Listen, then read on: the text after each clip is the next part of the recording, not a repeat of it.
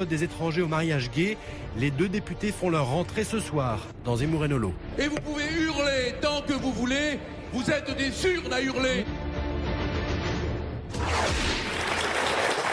À l'Assemblée nationale, il y a aujourd'hui deux têtes pour un front. Ils sont les seuls élus du parti présidé par Marine Le Pen. C'est leur toute première télévision ensemble. Bonsoir à Marion Maréchal Le Pen et bonsoir à Gilbert Collard. Bonsoir Monsieur Nolo, bonsoir Monsieur Zemmour. Bonsoir. Merci d'avoir accepté notre invitation. Très heureux de me retrouver avec Marion à votre compagnie, bien qu'elle ne soit pas toujours très fréquentable. Mais comme je ne suis pas plus fréquentable que vous... Pour une fois, il va peut-être pas m'arracher les tympans. Vous faites référence à une couverture du Nouvel Observateur. Oui.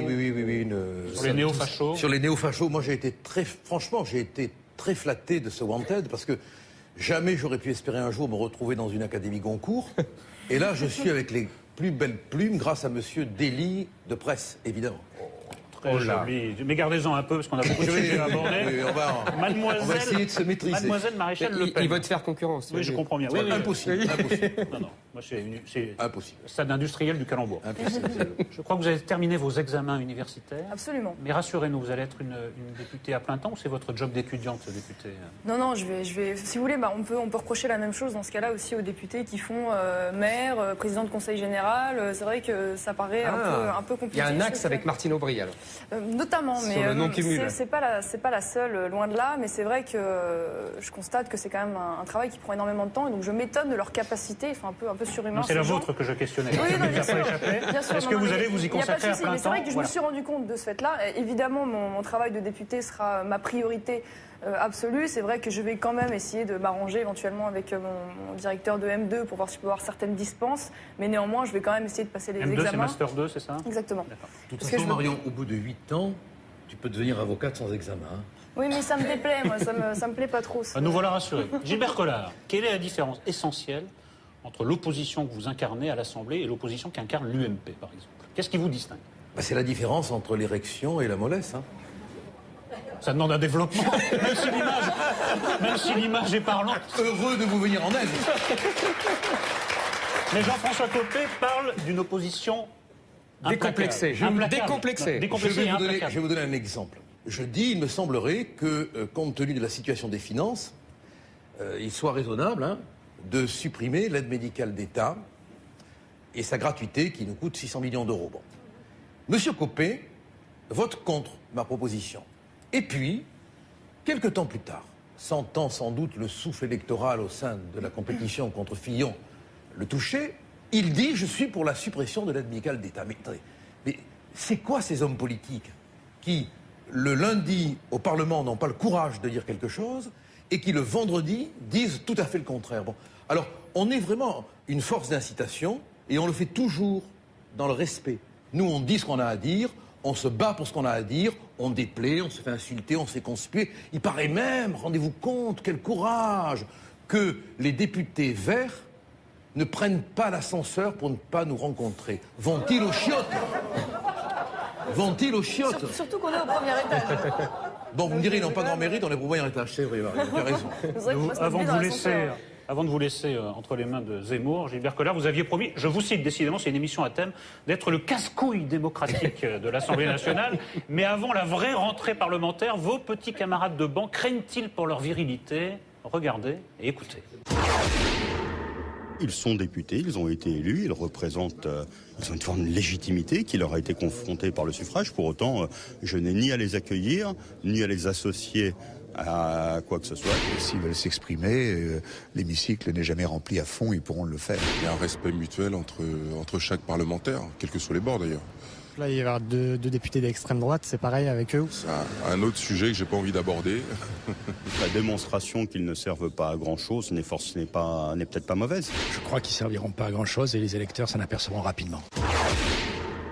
Alors, Éric Zemmour, nos deux députés servent-ils à grand-chose? Alors, en préparant cette émission, je me suis remémoré des personnages passés du Front National et je vais vous les livrer. Alors, je vais être grossier, je vais commencer par Gilbert Collard. Qui me fait penser à Yann Pia. Non pas, je vous rassure, son destin funeste, puisqu'elle fut la pauvre assassinée, mais son destin politique. Je veux dire, je me souviens très bien de Yann Piat, la seule députée à l'époque Front National, isolée, esseulée, et qui finalement est aspirée par le groupe majoritaire de droite, et qui s'éloigne idéologiquement, politiquement et même affectivement. Elle était très proche de Jean-Marie Le Pen. Mais moi, je le surveille quand même. Attendez, je vais venir à vous. Sur lui, quand même. Je vais venir à vous. N'inquiétez pas. Bref, et d'ailleurs c'est ce qu'on entend chez certains membres du Front National, vous êtes le traître en puissance parfait. Vous, Marion Maréchal Le Pen, alors vous c'est autre chose. Je me suis rappelé la bataille homérique, vous étiez à peine né, entre les partisans de Bruno Maigret et les partisans de votre grand-père. Et à l'époque, c'était très amusant d'ailleurs, il disait que le Front National subissait une dérive monégasque. Il voulait dire par là que la dynastie Le Pen devenait comme la dynastie monégasque. Donc vous, c'est Steph de Monac à qui vous me faites penser. C'est-à-dire la petite qui profite de la dynastie et qui suit. Et ainsi, en fait, Maigret avait raison. Vous donnez raison posthume, si j'ose dire, à Maigret. Oui, il n'est pas mort, mais enfin, politiquement, c'est pareil. Et en étant, vous voyez, en profitant de votre nom pour Alors, réponse désintéressée, voilà. Peut-être en commençant par Marion Maréchal Le Pen. Moi, je trouve que c'est un argument qui est parfaitement infondé, parce qu'on a dit la même chose pour Marine Le Pen, mais quoi qu'il en soit, oui, d'accord, mais elle a quand même été élue par les adhérents. Je suis d'accord, mais vous aussi, vous avez été élue. Elle n'a pas été nommée, elle a été présentée aux adhérents. J'ai jamais dit ça. Mais vous aussi, je ne dis pas que vous avez été nommée, vous avez été élue. Mais ça aide. Au sein d'une campagne interne. C'est vrai qu'avoir ce nom-là, comme ça suscite la curiosité, ça donne une tribune nécessairement. Mais bon, ce que je veux dire, Marine Le Pen, je pense, a su faire ses preuves. Et au sein d'une campagne interne où elle était opposée à Bruno Gollnisch, et c'était pas gagné d'avance, contrairement à ce qu'on peut croire. Non, c'était pas gagné d'avance, vraiment, en interne. Ça a été vite vu quand même. Et néanmoins, elle a été élue par les adhérents, donc elle a acquis cette légitimité. Donc je vois pas en quoi le fait d'être la fille ou la petite fille d'un politique, parce que excusez-moi, je suis quand même loin d'être la seule. Moi, je veux dire, je peux en rappeler, m'interdirait. Mais comme c'est vous l'invité. C'est vrai, mais m'interdirait plus que les autres de faire de la politique. Non, mais en l'occurrence, c'est vrai, vous avez raison. Mais la critique, elle est plus profonde que ça, si vous me permettez. C'est qu'on reproche aux Le Pen, de Jean-Marie, de Marine, de gérer un peu le Front National comme une boutique. Et de voir leurs petits intérêts prosaïques et de tout sacrifier à ça. Voilà, c'est ça la critique de fond qu'on fait au Front National et dont vous êtes le symbole, entre guillemets. C'est une critique qui est quand même parfaitement infondée, parce que je veux dire, pour être à la tête du Front National, il faut quand même faire preuve d'une sacrée abnégation, parce que je peux vous dire que c'est pas drôle tous les jours.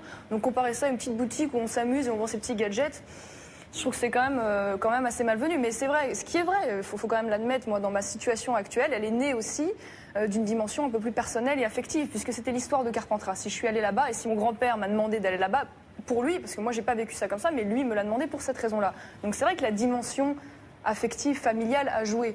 Mais bon, néanmoins, je pense qu'aujourd'hui, ma légitimité, elle est plus là, elle vient de mon élection.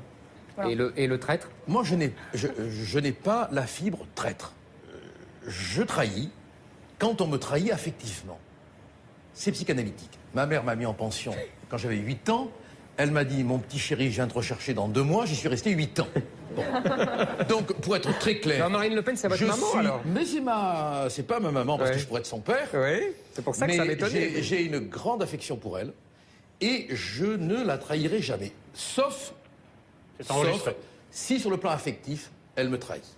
Et je le dirai, moi, très franchement, hein, j'en ai rien à foutre de dire ce que j'ai envie de dire. Que ça plaise ou que ça ne plaise pas. Donc je dirais, mais je suis prêt à aller jusqu'au feu des barricades médiatiques, voire même de la rue s'il le fallait, pour demeurer fidèle. C'est mon petit côté monarchiste ou anarchiste, je sais pas. Bon, très bien, c'est noté tout ça.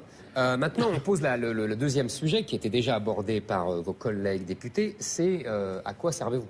Parce que déjà que les députés, même quand ils sont 250, ne servent pas à grand-chose. Mais alors, imaginez 2 députés. Oui. Alors là, ça sert à rien. La question qu'il faudrait poser à Marion, c'est continuer vos études tranquillement. De toute façon, à l'Assemblée, Marion Maréchal Le Pen. De toute façon, privilégiez vos études, puisqu'à l'Assemblée, il n'y a rien à faire, vous ne servez à rien. Posez une question par an et vous aurez la télé le mercredi et c'est très bien. Tant qu'à Gilbert Collard, il a du travail, il est un avocat renommé et quand vous dites, je ne sais pas comment il faisait, c'est très simple, ils ne viennent jamais à l'Assemblée. C'est totalement faux ce que vous dites. Enfin, excusez-moi, mais moi je ne suis pas du tout d'accord. On a dit la même chose, on nous fait un procès là-dessus, ça fait des années que ça dure, on a dit la même chose pendant les présidentielles, ça sert à quoi pendant les législatives, mais systématiquement, regardez, nous avons été au centre du débat politique politique. Ça veut dire qu'ils ont passé leur temps à se positionner vis-à-vis de nous. Nous avons été le centre du sujet et des discussions. Mais alors, pendant la présidentielle ? Pendant la présidentielle mais et pendant les législatives. Mais quoi pareil. qu'il en soit, si vous voulez, nous sommes là, notre force, et même en tant que député, c'est déjà d'avoir une tribune, d'avoir une crédibilité. Parce que nous, depuis des années, le seul argument qu'ils ont contre nous, parce que nous avons acquis notre crédibilité au niveau des idées, parce que les faits nous donnent raison. Donc ils nous font un procès en compétence systématique. De toute façon, le Front National, ils n'ont jamais eu le pouvoir, donc ils ne savent pas faire, c'est des bleus marines, ils sont nuls. J'ai remarqué la blague tout à l'heure. C'était bien. Il n'y a que des concurrents aujourd'hui. Donc c'est en dur, gros, notre but maintenant, c'est de prouver que nous sommes capables d'être, déjà pour les années à venir, dans les exécutifs des mairies, donc que nous savons gérer le pouvoir, mais aussi au sein d'une assemblée, que nous sommes capables de discuter, de travailler, de gérer des questions nationales. Mais nous sommes là surtout pour susciter le débat. Et pour porter la contradiction, c'est déjà énorme, même si nous n'influençons pas la politique du gouvernement. Vous aboyez, la caravane passe. Est-ce qu'il y a une proposition de loi qui vous tiendrait à cœur et qui aurait une chance de faire passer grâce à vous? Je vais vous donner un exemple de notre capacité d'intervention.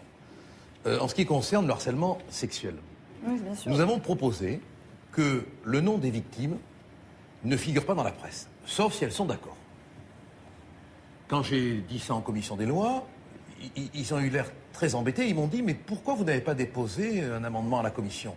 Parce que j'ai lu le traité de droit parlementaire. Et que si je la dépose en commission, c'est plus la mienne de proposition. D'accord ? Donc, à l'Assemblée, j'ai dit « Mais attendez, vous voulez protéger les victimes. La première chose à faire, c'est de protéger leur anonymat. » 2 ministres m'ont répondu. 2 ministres ont été obligés de me répondre. Et Mme Taubira a été obligée de concéder qu'elle ferait une directive au procureur. Bon.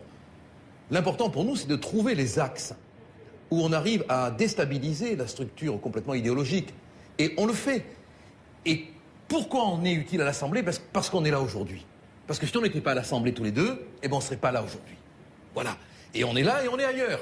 Et chaque fois, on travaille sur l'écho médiatique et social de la transformation qu'on veut de la société. Voilà, le Parlement nous donne une espèce de porte-voix. Voilà, c'est déjà pas mal. Eh bien, en 1986, ils n'étaient pas 2, ils n'étaient pas 10, ils n'étaient pas 20, ils étaient 35 députés du Front National à faire leur entrée dans l'hémicycle. Après avoir fait le plein des voix, grand-père Le Pen donnait de la voix. C'est la séquence coup de rétro.